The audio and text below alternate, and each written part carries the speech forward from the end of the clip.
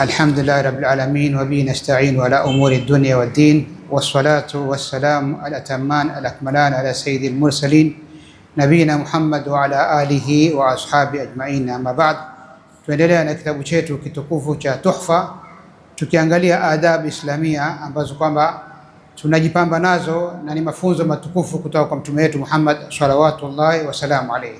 Tunaendelea na mlango wa al-aqiqa ambao kwamba ni katika adabu za dini yetu tukufu. Pindi Mwenyezi Mungu Subhanahu wa Ta'ala akikuruzuku maulud, ni mwenye kumshukuru Mwenyezi Mungu Subhanahu wa Ta'ala kwa kuchinja mnyama mbuzi au kondoo, ikiwa umpata mtoto wa kiume iwe ni wawili na ikiwa umpata mtoto wa kike awe ni mmoja. Lakini kabla ya kuingia katika darasa yetu, katika hali ya kukumbushana haya maisha ya dunia, kama alivyokuwa akitufundisha mtume wetu Muhammad salawatullahi wasalamu alayhi, atuamrisha uwe vipi katika hii dunia. Atuambia kun fi dunya kaannaka gharib au abiri sabil, au kama qala salawatullahi wasalamu alayhi, kuwa katika hii dunia wewe kama ni mpita njia au ni mgeni. Mtu anapozingatia na kufahamu vizuri, mgeni anapokwenda pahali hana haja ya kubeba vitu vingi, na kadhalika mpita njia akiwa apita pahali hana haja ya kuchukua akiba nyingi ya mambo.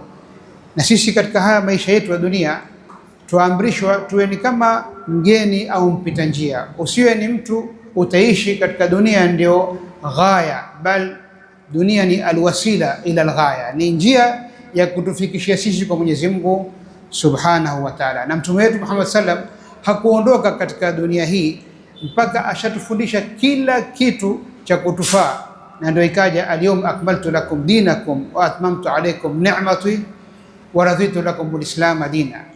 Neema zetu, neema zimekamilika na dini imekamilika. Kwa hivyo alipoondoka, kila ambacho kwamba cha kutufaa katika maisha yetu haya ametufundisha. Katika aliyotufundisha ni kwamba mtu akipata neema ya kupata mtoto awe ni kuishukuru neema ile, na kwa kumhifadhi mtoto yule kwa kufanya hii qurban, nao ni kuchinja.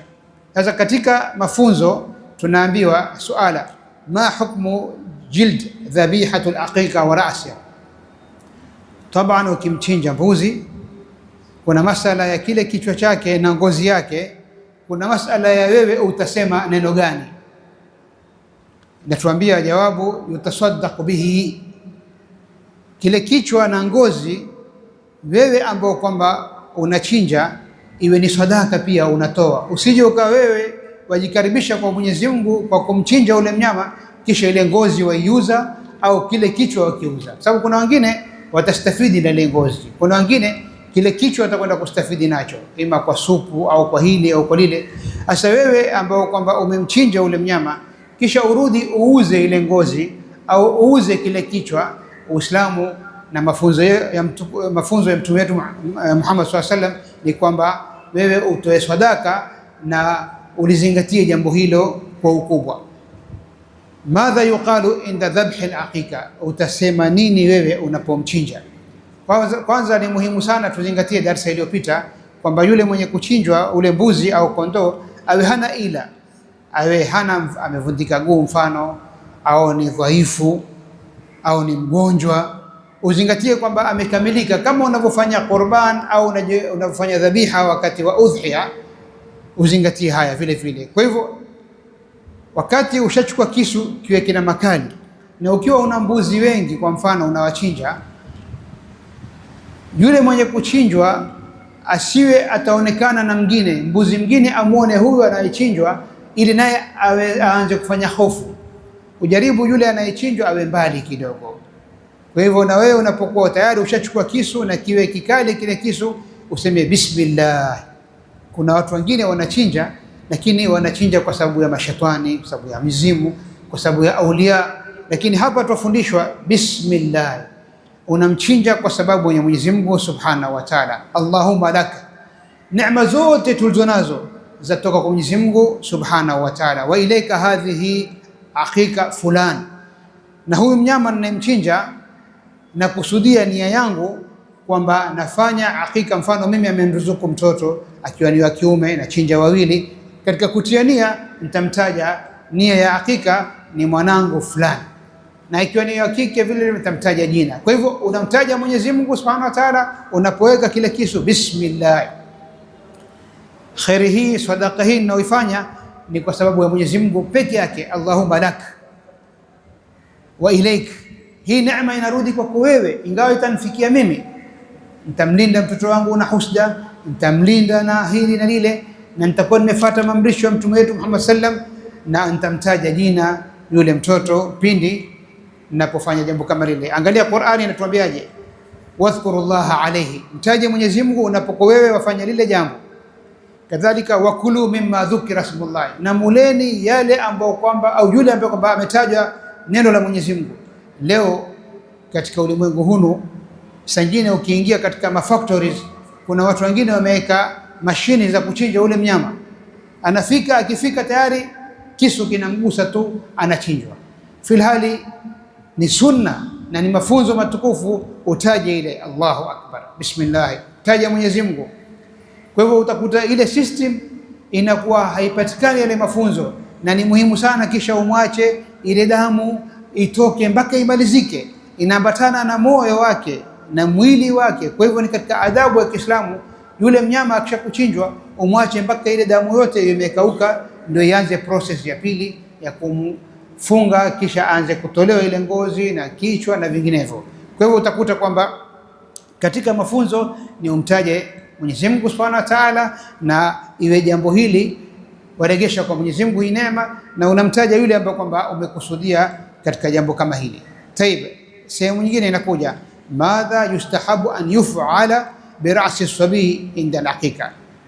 Yule mtoto anapokuwa amezaliwa anakuwa anazo nyele lakini ni ndogo au ni kidogo zile nyele zake. Yustahabu an yuhlaqa ra'su as-sabi, ni pendekezo, ni katika mafunzo mazuri ya dini yetu, yule mtoto awe mwenye kunyolewa.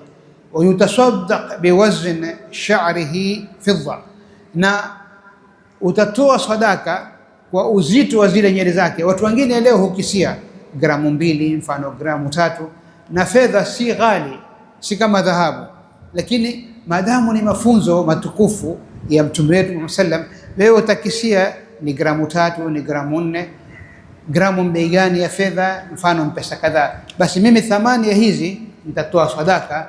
Ili haya ni mafunzo ya mtume wetu Muhammad salawatullahi wasalamu alayhi. Ni kauli sallallahu alayhi wasallam fi alhadith, wa yuhlaqu ra'suhu, na atanyolewa kichwa chake. Ulama wakazungumza maneno mengi, je, mwanamume na mwanamke wote watanyolewa? Wengine wakasema ni mtoto wa kiume tu, wakarajihisha, lakini kuna wengine wakasema hata mtoto wa kike, kwa sababu lengo ni kwamba zile nywele nyingine zitakazotoka zitakuwa nywele mpya, zitakuwa ni safi, ni mzuri, ni maridadi.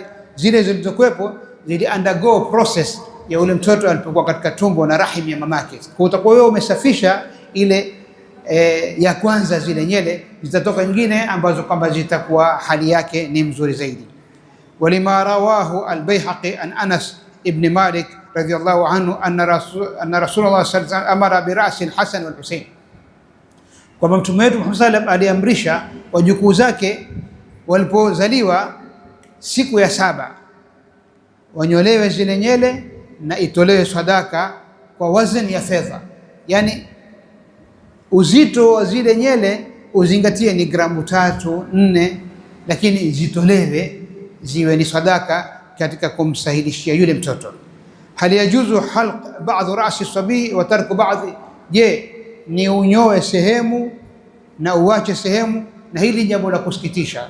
Leo utakuta kuna watu anakwenda kwa kinyozi na alipa pesa, kisha amwambia ninyoe, yani aache mpaka mkili au hapa katikati, ambao kwamba sisi tuna adabu za Kiislamu, yani mtu adhihirishe zina yake, pambo lake kwa uzuri. Lakini utakuta hizi ni katika alama za kiyama leo, ambazo kwamba kuna mikato tofauti tofauti, ambao kwamba mpaka picha huwa zimewekwa pale kwa yule mwenye kunyoa nyele, ambao kwamba haya ni mambo katika ambao kwamba tumekuja kukatazwa kuiga mambo kama haya. Kwa hivyo la yajuzu dhalika, haifai uwe utanyoa sehemu uache sehemu. Ni hadithi naha Rasulullah sallallahu alaihi wasallam anil qaza, yani ukate kidogo uache kidogo, bali tunafundishwa kwamba ukate yote, na nywele zenyewe huwa si nyingi, nywele zenyewe huwa ni kidogo. Kwa hivyo ni uzinyoe zote, awe ni mwanamume kwa kauli yenye nguvu, na akiwa ni mtoto kike pia kuna kauli ambayo kwamba imekubali kwamba afanyiwe mtoto wa kike vile vile. An yahliq ba'd rasihi sabi, haifai jambo kama hili. Maashara alhadhirin, dini yetu tukufu ina maqasid, imekuja kuhifadhi nafsi. Hii nafsi ni amana. Nafsi na mali sisi tumepewa na Mwenyezi Mungu, kisha Mwenyezi Mungu amekuja kununua kutoka kwetu alipotuambia inna Allah ashtara min almu'minina anfusahum wa amwalahum bi anna lahumul janna. Amekupa wewe mali, lakini kisha ankufundisha na Mtume wetu sallam namna ya kutumia mali yako. Ankupa nafsi ili nafsi uikomboe nafsi yako kwa kupata janna, kwa kufanya haya ambayo kwamba tumekuja kuamrishwa kuyafanya. Kwa hivyo katika mambo ambayo kwamba sisi tumekuja kuamrishwa kuyafanya ni mambo kama haya. Kadhalika fi dhikri tasmiha wa ahkamiha wa waqtiha, katika mambo ambayo kwamba yanafuata katika adabu ni umchagulie mtoto jina zuri, na mtoto awe ataambatana jina lile kwa babake. Mfano, mimi ni Suleiman Ahmad, mamangu amenizaa na ana cheo chake na hikma yake, na utakuta aljanna tahta aqdami al-ummahat, lakini jina halinasibishwi kwa mama, jina linasibishwa kwa baba. Kwa hivyo utakuta yajuzu tasmiyatul maulud yawm miladi, siku akizaliwa waweza ukamwita jina lake, lakini aula ni ungojee siku ya 7 ndio umtaje jina. Lakini lau ushalichagua lile jina, wataka kulizungumza, kulitaja, kumtengenezea birth certificate, hapana makosa, haitokuwa ni dhambi. Na dalili moja ni kwamba Mtume wetu Muhammad sallam alipompata Ibrahim, na alimpata katika utu uzima, alipompata alizunguka naye, hadha Ibrahim, hadha Ibrahim, hadha Ibrahim. Hii ni dalili tosha kwamba furaha ya Mtume wetu Muhammad sallam kumpata mtoto katika utu uzima, na akawapita akimshika Ibrahim, akimshukuru Mwenyezi Mungu, na akawashamtaja jina. Kwa hivyo hii ni dalili tosha kwamba alhamdulillah, neema kama hii yataka sisi tuikumbuke. Maashara hadhirin, kwa kuzingatia muda, kwa haya machache tuombe Mwenyezi Mungu atujalie min alladhina yastami'una alqawla fayattabi'una ahsana. Wassalamu alaykum wa rahmatullahi wa barakatuh, wa shukran, jazakumullahu khairan.